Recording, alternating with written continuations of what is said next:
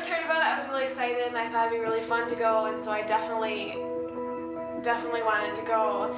And so then as I got closer, I started getting more nervous for it and wasn't near as excited.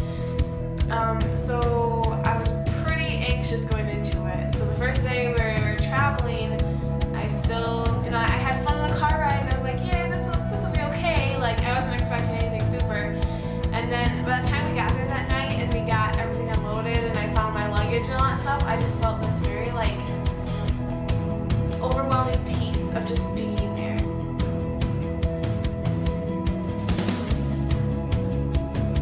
Well, when we first got there and we first got rolling and stuff, there wasn't really any kids. I think one or two showed up, and so I was kind of like, well, this is gonna be a pretty lame day if nobody else comes. And then, so I had very little faith in what God was gonna do.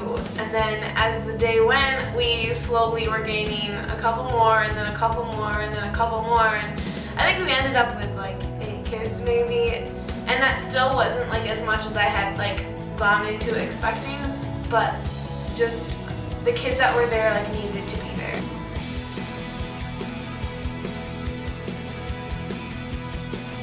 Well, we had 2 different days that we did community lunches, and the first day I kind of was more pulled back and just kind of watched and did some serving of the food, which was a really cool experience just to see the people go through and just see the gratitude that they all had, and just even that no matter what they've been through, just even a small smile would bring joy to them.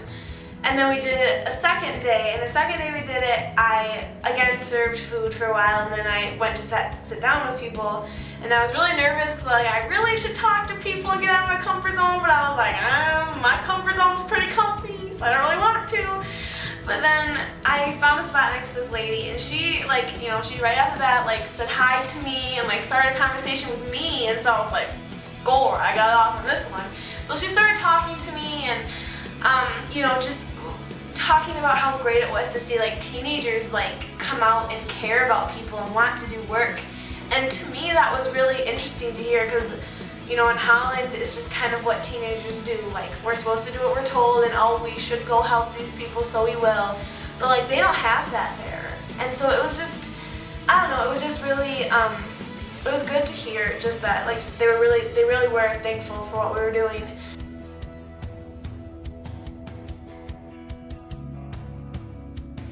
Well, the first day that we were working on it, I was inside the house painting, and me and a bunch of other girls were painting all along the trim, which was hard.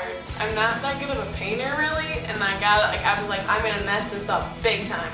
But I did fine, and I got it was fun to work with everybody. The next couple days there was people working in the house and working on the floor and doing more painting, but I ended up, one day I think I picked up trash for a while, it was really fun to just be outside and walk around the grounds. And see the people passing by and say hi to them and just good morning. And people have this view of New York as really uptight and they're really mean and stuff like that, but if you were just nice to them passing by, they'd be hey, and it's normal, it's not that big of a deal. And then I think the last couple of days, me and a bunch of other girls cleaned in the church, which was really fun. I think it was just really cool to experience, even though I hate cleaning and it's kind of a gross job and stuff, it was really cool to just look for ways to have fun even while doing something like that.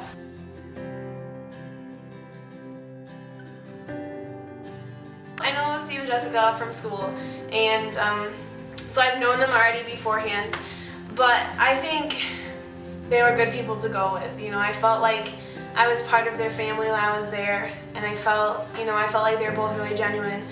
Each night we would have Devo time and sharing and singing and stuff, and they were just as into it and as serious as we were. And to see that, because back home and where I live, you don't always see adults just being all out for God and just worshiping with all they have and stuff like that. And so just to see the people that are leading me and leading our group just be passionate about God and passionate about us as teenagers too, And I think every night, I think one of them at least said, like, I'm so proud of you guys, and I'm so proud of what you've done, and it's so cool to see you grow in Christ. And I think to have that kind of support, like, really means a lot to me. I think a big thing I saw that week was the group we went with was like half from Calvary Schools and half from Calvary Baptist, and so I personally didn't know many of the people from the church, so I was a little nervous about that. Just what if they don't like us? What if we don't like them? It's gonna be that kind of awkward tension the whole week.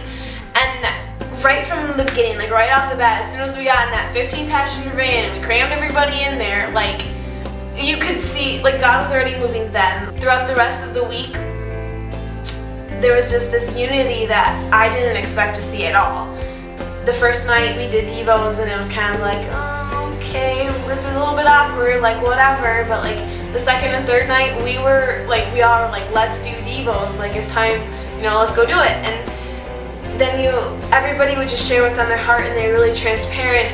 And because of that, like, we were able to come around each other and bond together and like serve together more.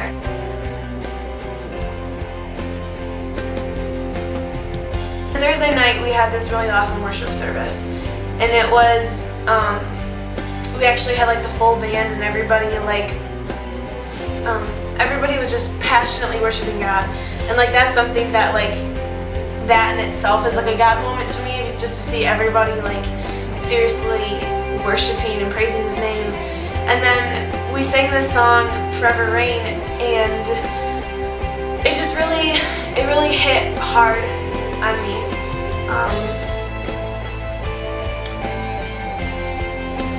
There's a line that says, you are good when there's nothing left in me.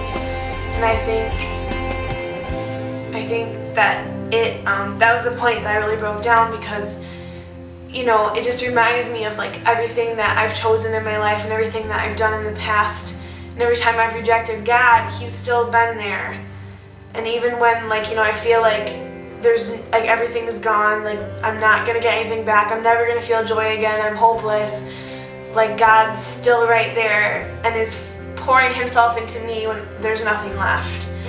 And so I think that was probably my biggest God moment of the week, and the biggest life changer that I had that week. I think for God to really work and do really awesome things, you have to step out of your comfort zone. And so even though it may be scary and something different than you've ever experienced, I would definitely say take your youth group, take your church or whatever and go. And I think it can really be like a life-changing experience.